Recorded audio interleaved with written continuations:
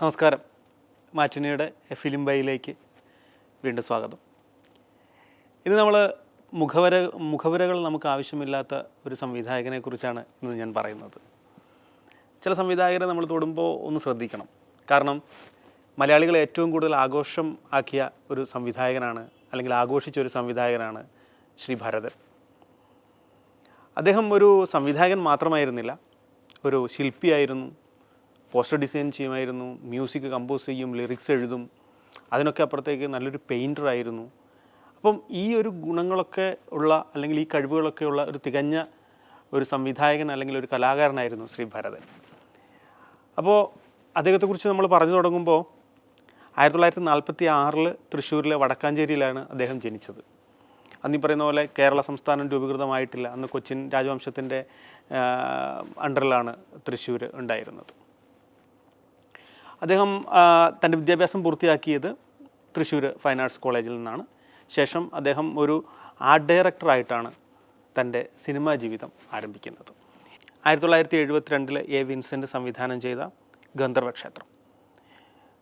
പിന്നീട് അസിസ്റ്റൻറ്റ് ഡയറക്ടറായിട്ടും കലാസംവിധായകനായിട്ടും കുറച്ച് ചിത്രങ്ങൾ ചെയ്ത ശേഷം അദ്ദേഹത്തിൻ്റെ അമ്മാവനായിരുന്നു PN മേനോൻ. ആ PN മേനോനെ ആയിരുന്നു അദ്ദേഹം അസിസ്റ്റ് ചെയ്തിട്ടുള്ളത്. അതിനുശേഷം തൻ്റെ ആദ്യത്തെ സംവിധാന സംരംഭമായ പ്രയാണം 1975 സംവിധാനം ചെയ്യുന്നത്. അതിൻ്റെ തിരക്കഥാകൃത്ത് P. പത്മരാജനായിരുന്നു.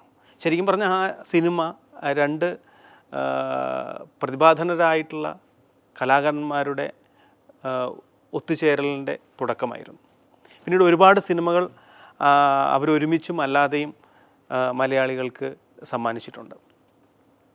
പിന്നീട് ഉള്ള ഭരതൻ്റെ ജീവിതം എന്ന് പറയുന്നത് മലയാളികൾക്ക് ഏറെ സുപരിചിതമാണ്. ഒരുപാട് സിനിമകൾ. അദ്ദേഹത്തിൻ്റെ സിനിമകളുടെ ഒരു പ്രത്യേകത എന്താണെന്ന് വെച്ചിട്ടുണ്ടെങ്കിൽ, സിനിമാറ്റോഗ്രാഫി ആണെങ്കിലും ബാക്കിയുള്ള കാര്യങ്ങളുമൊക്കെ അതുവരെ ഉണ്ടായിരുന്ന ഒരു മലയാള സിനിമയുടെ രീതിയിൽ നിന്നും ഏറെ വ്യത്യസ്തമായിരുന്നു. കാരണം അദ്ദേഹം ഒരു പെയിൻറ്ററായിരുന്നു. ഞാൻ കേട്ടിട്ടുണ്ട് അദ്ദേഹം സിനിമകൾ ചെയ്യുന്നതിന് മുമ്പ് പലപ്പോഴും അതിൻ്റെ ഫ്രെയിമുകളും ഷോട്ടുകളുമൊക്കെ പ്രിപ്പയർ ചെയ്തിരുന്നത് പെയിൻറ്റ് ചെയ്തുകൊണ്ടാണ്. ഇപ്പം വൈശാലി പോലെയുള്ള സിനിമകളൊക്കെ എടുക്കുകയാണെങ്കിൽ അതിൻ്റെ ഇപ്പോഴും നമ്മൾ നെറ്റിൽ നോക്കിയാൽ നമുക്ക് കാണാം, അതിൻ്റെ ഫ്രെയിമുകൾ അദ്ദേഹം പെയിൻറ്റ് ചെയ്തതിന് ശേഷമാണ് അത് ചിത്രീകരിച്ചിട്ടുള്ളത്. പിന്നെ നമ്മൾ ഈ വൈശാലി എന്ന് പറയുന്ന പടം പറയുമ്പോൾ അത് മലയാളത്തിൽ ഏറ്റവും മികച്ച ഹിറ്റ് ചിത്രങ്ങളിൽ ഒന്നായിരുന്നു. മഹാഭാരതത്തിൽ ഒരു ഏടിനെടുത്ത് MT വാസുദേവൻ നായർ സ്ക്രിപ്റ്റ് എഴുതിയിട്ടുള്ള ഒരു സിനിമയാണ്. വളരെ ബ്യൂട്ടിഫുൾ ആയിട്ടുള്ള ഒരു സിനിമയാണ്. അതിനെപ്പറ്റിയൊന്നും നമ്മൾ സംസാരിക്കേണ്ട കാര്യമില്ല. പിന്നെ എന്നെ സംബന്ധിച്ചിടത്തോളം എനിക്ക് ഏറ്റവും ഒരു അത്ഭുതമായിട്ടോ ഭയങ്കര നമുക്കൊരു ആരാധന തോന്നിയിട്ടുള്ള ഒരു സിനിമ എന്ന് പറയുന്നത് താഴ്വാരം എന്ന് പറയുന്ന സിനിമയാണ്. താഴ്വാരം അറിയാം, അതിൻ്റെ ഫ്രെയിമുകളാണെങ്കിലും അതിൻ്റെ ക്യാരക്ടേഴ്സ് ആണെങ്കിലും അതിന് പ്ലേസ് ചെയ്തിരിക്കുന്ന പ്ലോട്ടാണെങ്കിലും ഒക്കെ ഭയങ്കരമായിട്ടുള്ള രസകരമായിട്ടുള്ള ഇതാണ്. ഇപ്പം മലയോര മേഖലയിലുള്ള ഉൾഗ്രാമങ്ങളിൽ താമസിക്കുന്ന ജനങ്ങൾ, അവരുടെ സ്വഭാവ രീതികൾ, മോഹൻലാൽ എന്ന് പറയുന്ന നടൻ്റെ അസാധ്യമായിട്ടുള്ള അഭിനയം, അതിൻ്റെ മ്യൂസിക്, അതുപോലെ ആ പടത്തിലെ ആ വില്ലൻ ക്യാരക്ടറിനെ നമ്മൾ പലപ്പോഴും ഗ്രാമപ്രദേശങ്ങളിൽ അങ്ങനത്തെയുള്ള ക്യാരക്ടറുകളെയോ അല്ലെങ്കിൽ അങ്ങനെയുള്ള ആൾക്കാരെയോ കണ്ടിട്ടുണ്ട് എന്നുള്ളതും വളരെ നമുക്ക് ആ സിനിമയെ വളരെ ഒരു എവിടേക്കോ നമ്മുടെ ചുറ്റും നടക്കുന്ന ഒരു സിനിമയായിട്ട് പലപ്പോഴും തോന്നും.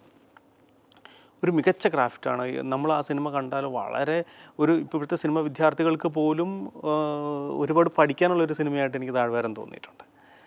അതുപോലെ അദ്ദേഹത്തിൻ്റെ സിനിമകൾ പ്രത്യേകിച്ച് പറയുകയാണെങ്കിൽ ഒരു സെക്സിൻ്റെ ചെറിയൊരു അതിപ്രസരം എല്ലാ സിനിമകളിലും ഉണ്ട്. പക്ഷേ അതിനെ ഏറ്റവും നല്ല രീതിയിൽ, ഏറ്റവും നമുക്ക് ആസ്വദിക്കാൻ പറ്റുന്ന രീതിയിൽ അതിനെ മനോഹരമായിട്ട് ചിത്രീകരിക്കാൻ അദ്ദേഹത്തിന് ഒരു പ്രത്യേക കഴിവുണ്ടായിരുന്നു എന്നുള്ളതാണ് നമുക്ക് അദ്ദേഹത്തോടൊരു ബഹുമാനം തോന്നുന്നത്.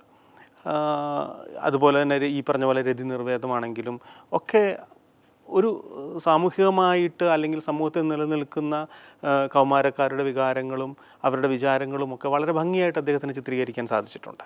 അദ്ദേഹത്തിൻ്റെ മലയാള സിനിമകളെക്കുറിച്ച് സംസാരിക്കാനാണെങ്കിൽ നമുക്ക് ഒരുപാട് സംസാരിക്കാനുണ്ട്. എനിക്ക് അദ്ദേഹത്തിൻ്റെ സിനിമകളിൽ കാണാൻ കഴിയുന്ന ഒരു പ്രത്യേകത എന്ന് വെച്ചാൽ, അദ്ദേഹം ഒരു ആർട്ട് ഡയറക്ടർ ആയതുകൊണ്ട് തന്നെ അദ്ദേഹത്തിൻ്റെ സിനിമയിൽ ആർട്ടിന് വളരെയധികം പ്രാധാന്യമുണ്ട്. അതും ഏറ്റവും ഭംഗിയായിട്ട് ഏറ്റവും നല്ല രീതിയിൽ അദ്ദേഹത്തിൻ്റെ സിനിമകളിൽ അദ്ദേഹം ഉപയോഗിച്ചിട്ടുണ്ട്. അതുപോലെ അദ്ദേഹം നല്ലൊരു പെയിൻറ്റർ ആയിരുന്നത് ഓരോ ഫ്രെയിമുകളും അദ്ദേഹം വരച്ച് എന്തൊക്കെ ആർട്ട് പ്രോപ്പർട്ടീസ് വേണം അതൊക്കെ കിട്ടുന്നത് വരെ വെയിറ്റ് ചെയ്ത് അതിനു വേണ്ടിയിട്ട് പണിയെടുത്തിരുന്ന ഒരു സംവിധായകനാണ് അദ്ദേഹം. അതുകൊണ്ട് തന്നെയാണ് സിനിമകളുടെ ഭരതൻ ടച്ച് എന്ന് പറയുന്ന ഒരു പ്രയോഗം തന്നെ ഉണ്ടായിട്ടുള്ളത്. ഇപ്പോൾ താഴ്വാരം എന്നൊക്കെ പറയുന്ന സിനിമയെ പറ്റി നമ്മൾ സംസാരിച്ചു. ആ താഴ്വാരം എന്ന് പറയുന്ന സിനിമ എടുക്കുമ്പോൾ അതിൻ്റെ അകത്ത് അദ്ദേഹം കൊണ്ടുവരുന്ന ഡീറ്റെയിലിങ്, ഇപ്പോൾ അതിൻ്റെ കഥാപാത്രങ്ങളുടെ ഡീറ്റെയിലിങ്, അതിൻ്റെ ഇമോഷൻസിൻ്റെ ഡീറ്റെയിലിങ്, ആ നടക്കുന്ന സ്ഥലം, ആ സ്ഥലത്തിൻ്റെ പ്രത്യേകതകൾ, അങ്ങനെ ഓരോ ചെറിയ കാര്യങ്ങളിലും ശ്രദ്ധ ചെലുത്തി അത്രയും ആഴത്തിൽ പോകാൻ ഭരതൻ എന്ന് പറയുന്ന സംവിധായകന് കഴിഞ്ഞത് അദ്ദേഹം ഒരു തികഞ്ഞ കലാകാരനായതുകൊണ്ടാണ്. എത്ര ഭംഗിയായിട്ട് നമുക്ക് സിനിമകളെ വീണ്ടും വീണ്ടും കാണാൻ തോന്നിപ്പിക്കുന്ന രീതിയിലാണ് അദ്ദേഹം സിനിമ എടുത്തിട്ടുള്ളത്. മലയാള സിനിമകളെപ്പറ്റി ഇപ്പോൾ അമരമാണെങ്കിലും ഒക്കെ അതിലെ ആക്ടേഴ്സിൻ്റെ പെർഫോമൻസ് മാത്രം മതി നമുക്ക് ആ സിനിമയെന്നും ഓർത്തിരിക്കാൻ. അത്ര നന്നായിട്ട് തൻ്റെ കയ്യിൽ കിട്ടുന്ന ആക്ടേഴ്സിൻ്റെ അഭിനയത്തെ ഊറ്റിയെടുക്കാൻ ആ സിനിമയിൽ അത് നന്നായിട്ട് ഉപയോഗിക്കാൻ അദ്ദേഹത്തിന് കഴിഞ്ഞിരുന്നു. ഇതൊക്കെ നിൽക്കുമ്പോഴും എനിക്ക് വളരെ പേഴ്സണലി ഇഷ്ടമുള്ള ഒരു സിനിമയെ പറ്റിയാണ് ഇന്ന് സംസാരിക്കാൻ പോകുന്നത്. അത് മലയാള സിനിമയല്ല, അദ്ദേഹം ഡയറക്റ്റ് ചെയ്തിട്ടുള്ള ഒരു തമിഴ് സിനിമയായിട്ടുള്ള തേവർ മകനാണ്. ആ തേവർ മകനെ പറ്റി സംസാരിക്കാൻ കാരണം അതിനൊരുപാട് പ്രത്യേകതകളുണ്ട്. ഇന്ത്യൻ സിനിമയിലെ, മലയാള സിനിമ എന്നല്ല, ഇന്ത്യൻ സിനിമയിലെ ഏറ്റവും മികച്ച കലാകാരന്മാർ ഒത്തുചേർന്നിട്ടുള്ളൊരു സിനിമയാണത്. ഭരതൻ എന്ന് പറയുന്ന സംവിധായകൻ, ഇന്ത്യ കണ്ടിട്ടുള്ള ഏറ്റവും മികച്ച നടൻ അല്ലെങ്കിൽ നടന്മാരിൽ ഒരാളായ നടികർ തിലകം ശ്രീ ശിവാജി ഗണേശൻ സർ, കമൽഹാസൻ, PC ശ്രീറാം എന്ന് പറയുന്ന സിനിമാറ്റോഗ്രാഫർ, ഇളയരാജ എന്ന് പറയുന്ന മ്യൂസിക് ഡയറക്ടർ, എല്ലാവരും ഒരുമിച്ച് ചേർന്നിട്ടുള്ള ഒരു കലാസൃഷ്ടിയാണ് തേവർ മകൻ. അപ്പോൾ അതിൻ്റേതായിട്ടുള്ള ഒരു മികവ് ആ സിനിമയ്ക്ക് എന്തായാലും ഉണ്ട്. കമൽഹാസൻ സ്ക്രിപ്റ്റ് എഴുതിയിട്ടുള്ള, അദ്ദേഹം പ്രൊഡ്യൂസ് ചെയ്തിട്ടുള്ള ഒരു സിനിമയാണ്. ഈ സിനിമ പറയുന്നത് തമിഴ്നാട്ടിലെ ഒരു ഗ്രാമത്തിൽ നടക്കുന്ന രണ്ട് ബന്ധുക്കൾ തമ്മിലുള്ള സ്പർദ്ധ തന്നെയാണ്. ആ സ്പർദ്ധ എങ്ങനെയാണ് ആ ഗ്രാമത്തെ ബാധിക്കുന്നത്, അവസാനം ആ ഗ്രാമത്തിലെ ആൾക്കാരെ എങ്ങനെയാണ് കമൽഹാസൻ എന്ന് പറയുന്ന തേവരുടെ മകൻ സംരക്ഷിക്കുന്നത് തുടങ്ങിയ സാധാരണ തമിഴ് പ്ലോട്ട് തന്നെയാണ് ആ സിനിമ പറയുന്നത്. ഈ പടം തുടങ്ങുന്നത് വിദേശത്തു നിന്ന് പഠിച്ചിട്ട് വരുന്ന തേവരുടെ മകനായ കമൽഹാസൻ നാട്ടിലേക്ക് എത്തുന്നു. അദ്ദേഹത്തിന് വലിയ മക്ഡൊണാൾഡ്സ് അല്ലെങ്കിൽ അങ്ങനെ ഉള്ള ഒരു വലിയ ഹോട്ടൽ ശൃംഖല ആരംഭിക്കണമെന്ന് പറഞ്ഞ് തൻ്റെ അച്ഛൻ്റെ അടുത്ത് വരുമ്പോൾ അദ്ദേഹം പറയുന്നത്, നമ്മുടെ നാട്ടിന് ഗുണമുള്ള എന്തെങ്കിലും അല്ലേ നമുക്ക് ചെയ്യേണ്ടത്.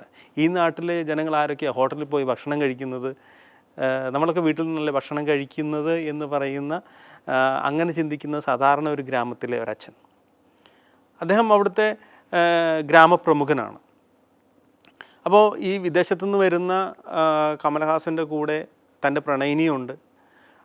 അവരുടെ അച്ഛൻ ഒരു ബിസിനസ് ആണെങ്കിൽ അല്ലെങ്കിൽ ഹോട്ടൽ ബിസിനസ്സിൽ മുൻപന്തിൽ നിൽക്കുന്ന ഒരാളാണ്. അവരോടൊപ്പം ചേർന്നിട്ട് ബിസിനസ് നടത്തണം എന്നൊക്കെ പറഞ്ഞു വരുന്ന കമൽഹാസൻ എങ്ങനെയാണ് തൻ്റെ ഗ്രാമത്തെയും ഗ്രാമത്തിലെ ജനങ്ങളെയും സംരക്ഷിക്കേണ്ടതിൻ്റെ ബോധ്യം മനസ്സിലാക്കി പതുക്കെ തൻ്റെ വിദേശ സ്വപ്നങ്ങളോ ബിസിനസ് സ്വപ്നങ്ങളോ ഒക്കെ മാറ്റിമറിച്ചിട്ട് ആ ഗ്രാമത്തിൻ്റെ സംരക്ഷകനായി മാറുന്നു എന്നിടത്താണ് ആ സിനിമയുടെ വിജയം.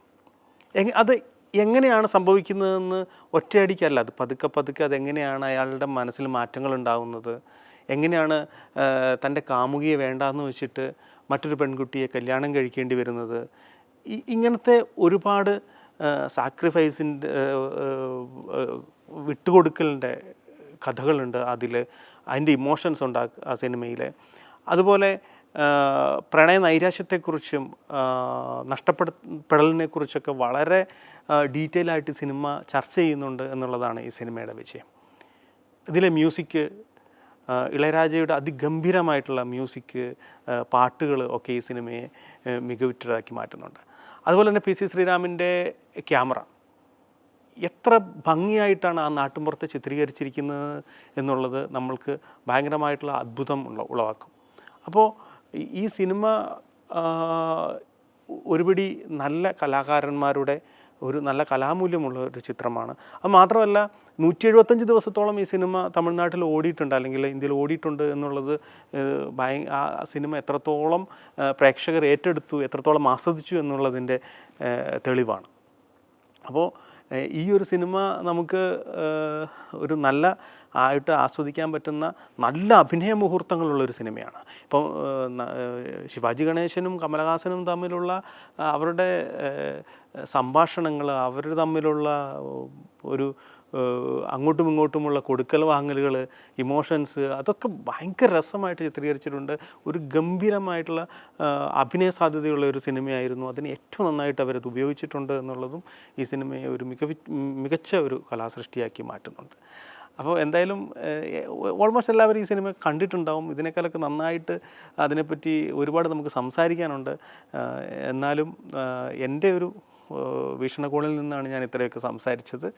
എന്തായാലും നിങ്ങൾക്ക് നിങ്ങളുടെ അഭിപ്രായങ്ങളും കാര്യങ്ങളും ഒക്കെ കമൻറ്റ് ചെയ്യുക. അപ്പോൾ നമുക്ക് വീണ്ടും അതിൽ മികച്ച അഭിപ്രായങ്ങളൊക്കെ വരുന്നത് വീണ്ടും നമുക്ക് അടുത്തൊരു എപ്പിസോഡിലേക്ക് എടുത്ത് നമുക്കത് സംസാരിക്കാൻ പറ്റും. എന്തായാലും സന്തോഷം. ഇന്ന് നമ്മൾ ഇവിടെ വാങ്ങുകയാണ്. അപ്പോൾ നന്ദി, നമസ്കാരം.